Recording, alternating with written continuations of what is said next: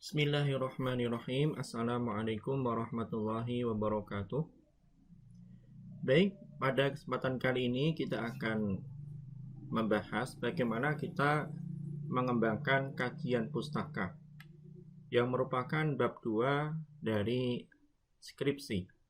Setelah kita mengembangkan bab 1 isinya pendahuluan, maka berikutnya adalah kita akan mengembangkan bagaimana kajian pustaka yang digunakan untuk dasar kita melakukan sebuah penelitian.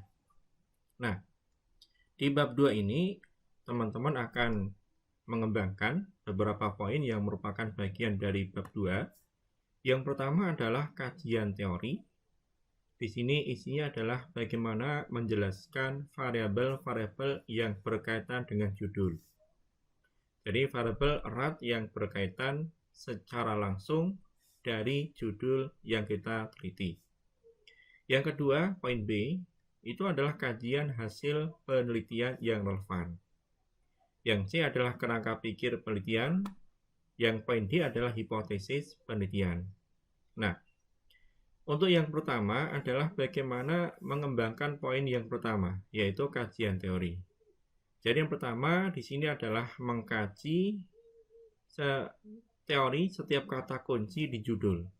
Ya, nanti ada judulnya apa, apakah pengaruh, integrasi, potensi lokal dalam pembelajaran discovery learning terhadap critical thinking skill misalkan.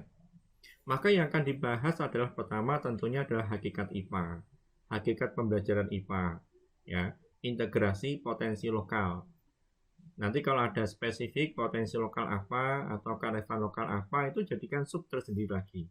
Kemudian mode discovery learning, kemudian critical thinking skill. Nah, itu poin-poin yang bisa di breakdown dari judul menjadi kajian teori.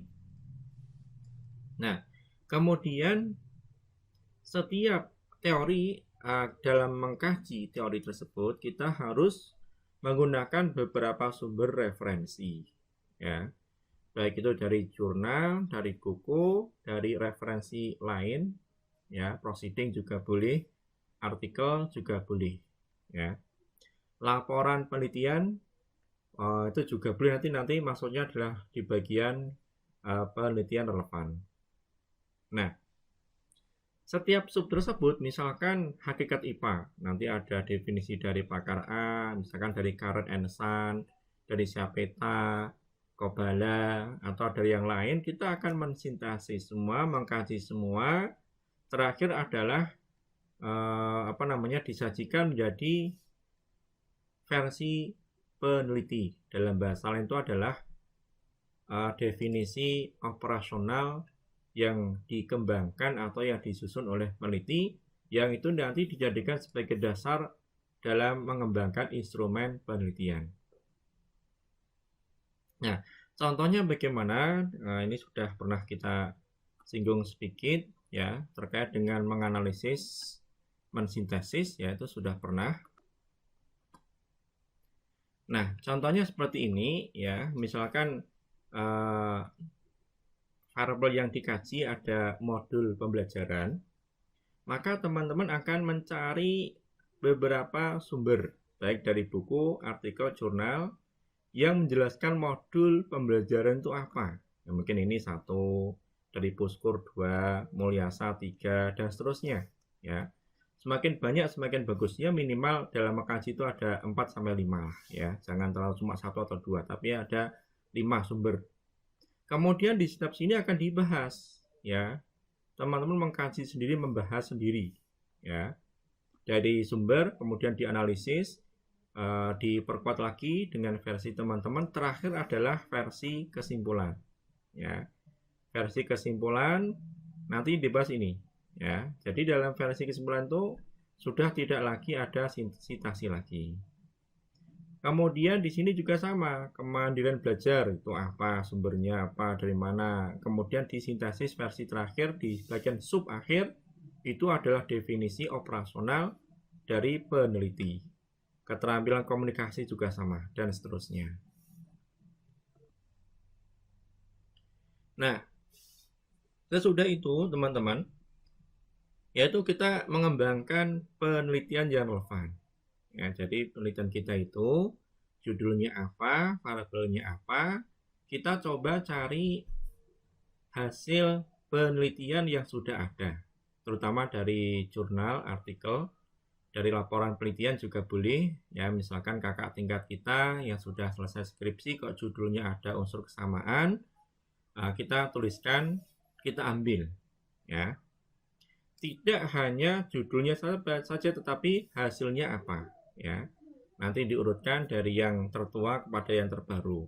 Ya, nah contohnya seperti apa? Jadi ini contohnya ya, contohnya dalam mengembangkan penelitian relevan. Nanti gimana cara mendapatkannya? Yaitu dengan membaca bagian abstrak. Ya, baik itu artikel, kemudian laporan penelitian, baik skripsi, tesis, atau disertasi, itu pasti di bagian depan ada bagian abstrak. Nah, abstrak itu setidaknya ada tujuan, ada metode, ada hasil. Nah, 3 bagian utama ini sumber kita dalam menyusun penelitian relevan. Nah, nanti kita akan kembangkan, misalkan dalam ini cuma contoh ya. Jadi dalam mengembangkan judulnya ini, ya misalkan ini pengaruh model pembelajaran IPA, problem based learning berbasis socio-scientific issues terhadap literasi sains dan keterampilan pemecahan masalah peserta didik SMP. Kita cari ada artikel 1 punyanya Ardianto Rubini, artikel kedua, ketiga, dan seterusnya. Ya. Judul penelitiannya ini, penelitian siapa, tahun berapa, hasil penelitiannya apa. Ya. Nah, hasil penelitian ini kalau panjang banget kita singkat saja nggak apa-apa. Yang jelas itu variabel utama dari penelitian yang dilakukan oleh si Ardianto dan Rubini masuk di bagian hasil penelitian. Ya. Nah, kemudian dari sini kita akan modifikasi, ya. Formatnya adalah penelitinya siapa, tahunnya berapa dilakukan penelitian, dalam penelitian judulnya apa, menyimpulkan apa. Nah, menyimpulkan misalkan gini, ya, dapat di sini dapat meningkatkan literasi saintifik siswa. Ya, jadi pembelajaran biologi berbasis masalah ya, sosio sains disingkat oleh peneliti ini adalah PBMS. Ya, pembelajaran biologi berbasis masalah sosio sains dapat meningkatkan literasi sains. Peneliti berikutnya oleh Wulandari ya tahun 2015 dengan judulnya apa, menyatakan bahwa hasilnya apa. Ya, semua variabelnya harus masuk. Nah, ini adalah bagian penelitian relevan. Nah, sebelum di sini kalau kita singgung kembali, ini mungkin ingat ya di bagian awal. Jadi judulnya misalkan ini pengaruh pembelajaran apa, ya maka kita kasih hakikat IPA, kemudian pembelajaran IPA, model pembelajaran IPA yang kita teliti atau media, metode, ya tergantung variabel utama, kemudian kearifan lokal. Jadi variabel utama di judul ini harus ada di bagian sub kajian, ya. Jadi sudah kita tunjukkan, kemudian nanti di bagian penelitian relevan ya seperti tadi sudah kita bantu dengan tabel matrik ya, judul, nama peneliti, tahun, hasil penelitiannya apa, ya. Kemudian disajikan dalam bentuk seperti ini, ya. Kemudian berikutnya adalah setelah penelitian relevan, teman-teman mengembangkan kerangka pikir. Nah, kerangka pikir ini kita kembangkan.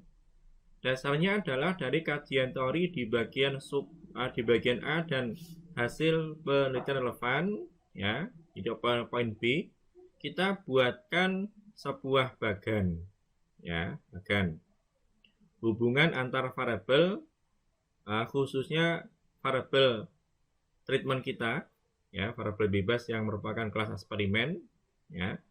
Kemudian satunya adalah variabel terikat. Ya, ini intinya adalah analogi kenapa yang kita lakukan memberi dampak positif pada variabel terikat, pada hasil belajar siswa. Nah, ini nanti bisa dikembangkan lagi tanda panah-nya. Kalau mau mengembangkan model yang lain tidak bahkan ya tidak boleh tidak masalah, tapi harus bisa ya. Misalkan saya ubah dalam bentuk tabel ya, monggo silahkan boleh. Tapi sementara saya belum mengajarkan bentuk tabel seperti apa. Sementara untuk memudahkan kita untuk latihan cukup menggunakan bagan. Nah, masuk juga misalkan ya, kalau kita lihat di panduan ya, terkait dengan penelitian relevan tadi sudah, kemudian masuk di bagian kerangka pikir. Ini bisa juga dari masalah, kemudian kita lakukan inovasi, integrasi apa, kemudian ini harus masuk ya. Treatment kita integrasi apa harus ada di sini. Kemudian kalau yang dibidik tadi ada satu ya, cukup modelnya begini, tapi kalau bentuknya ada dua yang dibidik, maka sisi kiri variabel terikat satu, sisi kanan variabel terikat kedua, misalkan seperti itu ya. Kemudian disimpulkan ternyata adanya inovasi atau treatment kita di kelas eksperimen itu bisa memfasilitasi capaian pembelajaran siswa di situ. Nah, kembali ke sini teman-teman, setelah kerangka pikir kan jelas tuh kan dapat mempengaruhi, dapat memfasilitasi, maka terakhir adalah mengembangkan hipotesis. Ya, hipotesis ini untuk menjawab rumusan masalah. Jadi hipotesisnya itu tidak boleh hipotesis H0, kemudian hipotesis H1 ya. Kalau yang H0, H1 atau HA itu adalah hipotesis statistik ya. Nah, di sini hipotesisnya ini dibangun berdasarkan kajian teori di poin A, poin B tadi, dan kita sudah berhasil membuat bagan kerangka pikir ya.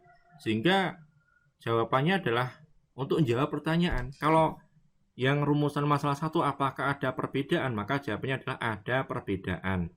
Literasi sains antara kelas pembelajaran integrasi kearifan lokal dalam pembelajaran discovery learning dengan kelas tanpa ada integrasi ya. Yang kedua, kalau pertanyaannya adalah bagaimana pengaruh, maka jawabannya adalah di hipotesis terdapat pengaruh positif yang signifikan literasi sains dari implementasi pembelajaran DL atau implementasi integrasi di potensi lokal atau kearifan lokal dalam pembelajaran discovery learning. Ya, jadi ini sesuaikan dengan judul teman-teman. Itu.